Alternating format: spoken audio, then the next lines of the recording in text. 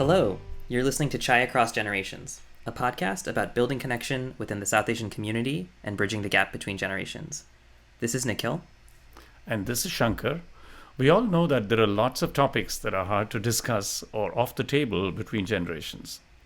We want to change that. We could be so much stronger if we open up the dialogue and better understand one another. So, Nikhil and I, as friends a generation apart, will discuss a different topic each week over a cup of chai to explore just how much we all have in common and better understand our differences. We believe that many of these topics will resonate beyond the South Asian community, and we welcome listeners of all backgrounds.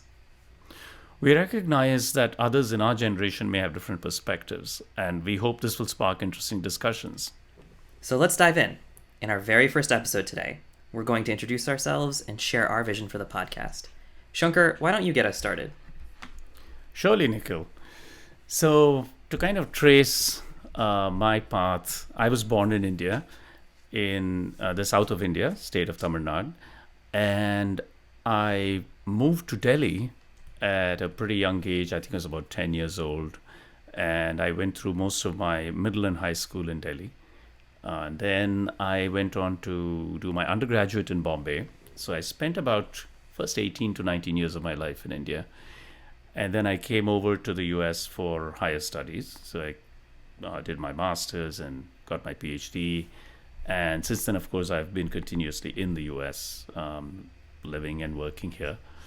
So that's kind of my path is imbued by both having been in India, deep relationship with Indian culture, and then, of course, living a larger part of my life now in the US. So.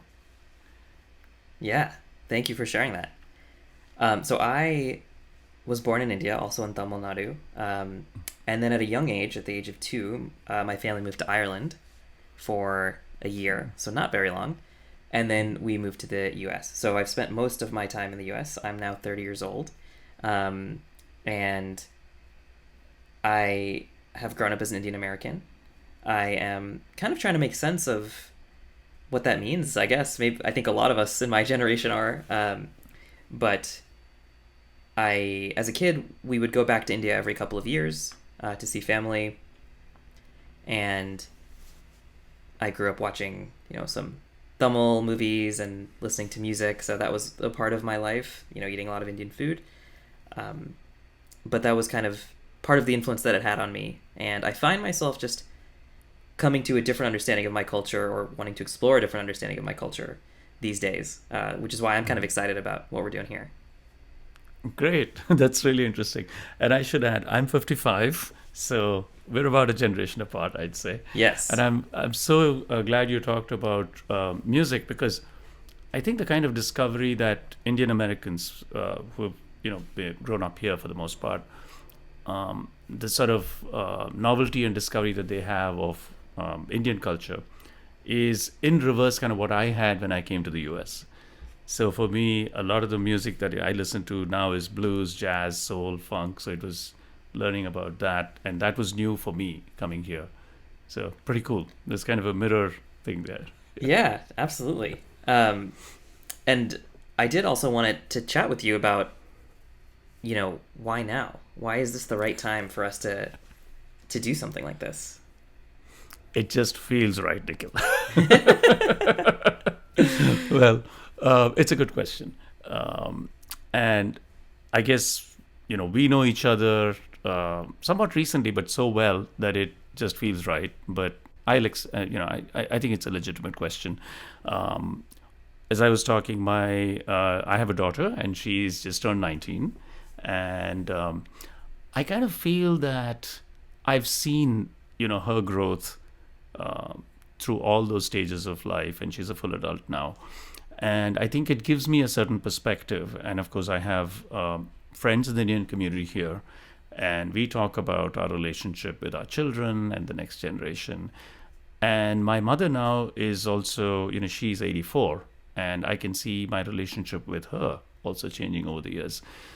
So in that sense, I do feel it's a great time to talk about it. And of course, meeting you, very special person in your age group, with whom I connected so instantly, your enthusiasm, your just zest and frankness, transparency. I think that makes a big difference. I think it's not easy to just have these conversations with anyone and everyone, but it definitely gives me a lot of hope that it's possible with a lot more people. Yeah. Yeah, absolutely. And I think it's so cool that you're the sandwich generation. You have your mom on one side and your daughter on the other. Um, I think somewhat similarly, I'm at a point where I guess my how much I've leaned into the Indian side of me has shifted over the years. Kind of waxes and wanes, and I'm in a phase where it is rising. Last year, I went back to India for my cousin's wedding, which was an incredible experience. First time I'd been back since COVID, of course, and something just ignited, I guess, within me. I came back wanting to re-engage, start making chai again, listen to music, watch some movies, get better at speaking Tamil, which are all things that I've been doing. And that's, of course, I met you a few months ago, kind of in the midst of a lot of that. And I would echo a lot of what you said about the connection that we have and the ability to have these conversations. Why I'm excited to do this with you is because you are an incredibly open-minded person. One of the first things we talked about, I don't know if you remember this, but one of the first things we talked about was I was telling you that I had started working out. So I've recently started going to the gym and lifting weights, and that's very new for me. And you were supportive and you were excited. And you said, I think it's so cool that your generation is doing things differently. You know, go do that. Right. Frankly, it's not the same answer I've heard from others when I've told them about this in who are older than me. So it just was really inspiring to hear that from you, and I felt like, oh, this is someone I could have a ton of really good conversations with. So that was a bit of the genesis in my mind of, you know, kind of this partnership coming together for this podcast. Wonderful. Yeah, I have to say that as a professor, so I meet a lot of young people, and one of the real joys of the profession is that every year I get to see young people, new perspectives, young minds, and that really refreshes and rejuvenates me a lot. And I am quite connected to the younger Indian community in my own town. Through a variety of things, we talk about, yoga and Indian heritage in different ways, right? So I'm fortunate that I feel quite connected. I think with you, it was more refreshing because, again, this was someone who's spent a larger part of their time in the US, and still there was that connection. So I think having that breadth of different perspectives is very enriching, quite honestly. Yeah. Yeah, I totally agree. We have had conversations where I've asked you, hey, why do we do this in this way? And your experience growing up in India, you've been able to say, hey, this is the thinking behind it. Whether you agree with it or not, you at least have knowledge there that I have learned from, and I think our audience can kind of learn from too. So I totally agree with you in terms of we spent the majority of our lives in two different places with ties to the other one. So it's kind of interesting to see the connections between those two. Great. Yes, absolutely. I'm really looking forward to it. So we talked a little bit about, why we want to do this together. I guess what I want to ask you next is, what do we hope to achieve with this podcast? So I think this intergenerational conversation is really important. Why do I say that? I think my relationship with my parents is something that I value a lot. My father's no more, but I still value that connection of all that we've learned from our parents, but also the limitations that we see. And I think it's important to talk about that frankly. Growing up in India, and I think this is true in many different cultures, there is a tendency to divinize the parents.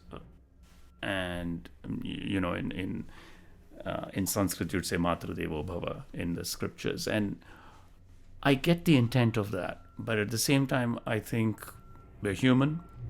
And I think we can be more forgiving and compassionate towards our parents themselves and towards our children, if we just acknowledge that simple human nature, that we are all subject to some foibles and frailties, and being able to see that, I think, and I think we see it most starkly when we look across those two generations and we're able to talk to people and be honest and transparent about it. So I think that's, to me, a big part of that. Yeah. Yeah, this idea of better understanding other generations, other perspectives, kind of resonates with what you were saying. For me, I want to create a bit of a sense of community here. Increasingly over the past year, I have had conversations with friends around not issues, but situations they've been in that are, kind of unique to Indian Americans or characteristic of the Indian American experience. And so many times I've heard, I don't know who I can talk to about this, or is it just me? And I'm hoping through these conversations we can share a little bit of, it's not just you. This happens. A lot of us are having similar thoughts or discussions or facing similar situations, and we can learn from one another across generations. So that is a big kind of appeal to me. The other thing that I've been thinking about is this idea of courage and grace. Having the courage to have these conversations and to be open. And I think this will change how I interact with my own parents and my family. I'm trying to deepen my relationship with my parents. I'm by no means perfect in that. I have a long ways to go. But having the courage to try that on this podcast with my parents, with other elders, and the grace to accept when we fall short a bit, right? When we don't show up as the people we want to be, or don't extend that compassion in the way we want to be. So I'm hoping we can mirror that or bring that out in one another, the courage and grace to be here. And hopefully, I'm hoping that resonates with some of our listeners as well, as they think about some of this in their own worlds. I love it. Can I riff a little bit off both points you're trying to make there? Absolutely. So the first thing about that commonality, right? So sometimes when I think of life, I think of my grandparents' generation, and they didn't travel very far, right? Their whole social interaction was maybe confined to 100 miles radius. And then it expanded in my parents' generation. We lived all over India. And now, my generation has come to, beyond the continents. And, your generation is seeing technology at such an accelerating pace. You're meeting so many different people. Our social fabric is changing in dramatic ways. And I think we're not always sensitive to that and how that's, really impacting our connection. Now, I feel there's something of value that is constant and timeless that we do all share, right? But there's also a lot of things that are changing.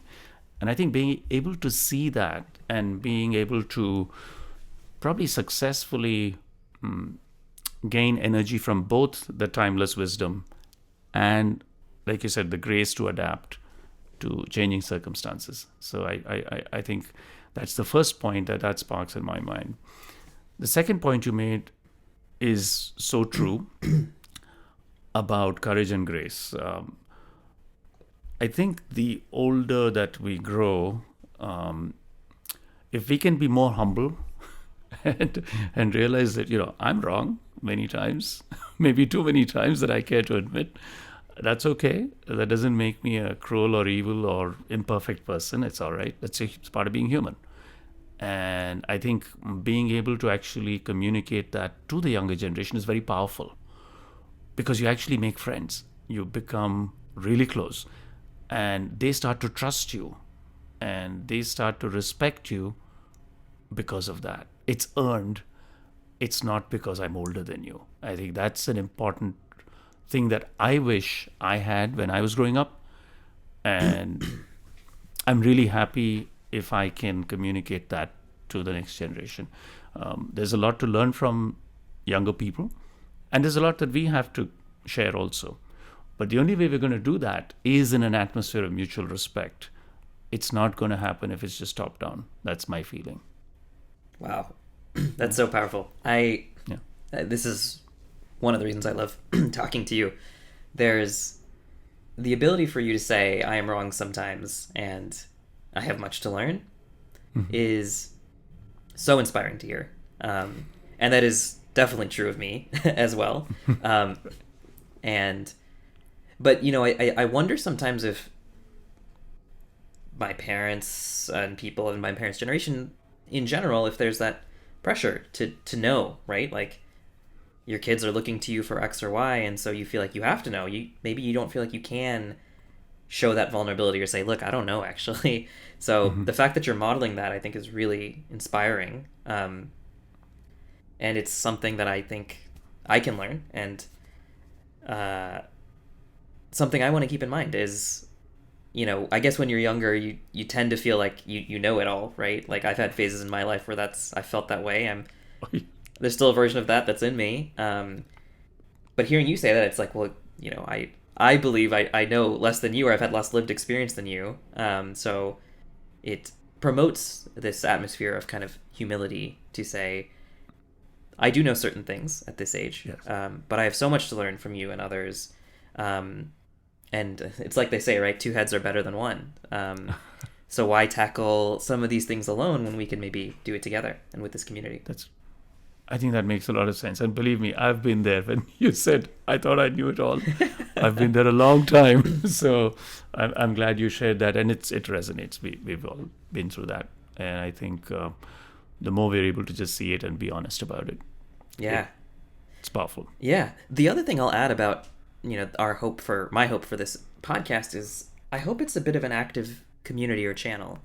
In the sense that, to the extent that our listeners want to, I would love to hear from them in terms of, hey, what resonated with you? What would you like us to talk about next? What is your perspective on this? Because, we are two people with two perspectives that cannot, capture entire generations. And I think we have a lot to learn from our listeners. So if they're willing to share them in whatever form they find comfortable, I'm very eager to hear those and to bring those into the discussion. So that wraps up our discussion for today. We hope you enjoyed listening, and we'd love to hear from you. You can email us with comments, questions, or discussion topics you'd like to hear more about at chaiacrossgenerations@gmail.com. We'll be back next time with another discussion around a cup of chai. If you like what you've heard, subscribe to our podcast and leave us a review on Spotify or wherever you get your podcasts. Our intro music, Father and Son, was played by our very own Shankar. He's very talented, as I'm sure you all have seen over the last little bit of this discussion. But what you may not know is that his talents include generating multi-billion-dollar ideas that his daughter pointedly ignores. Thanks, Nikhil. They are really good ideas, Anyway, see you all next time.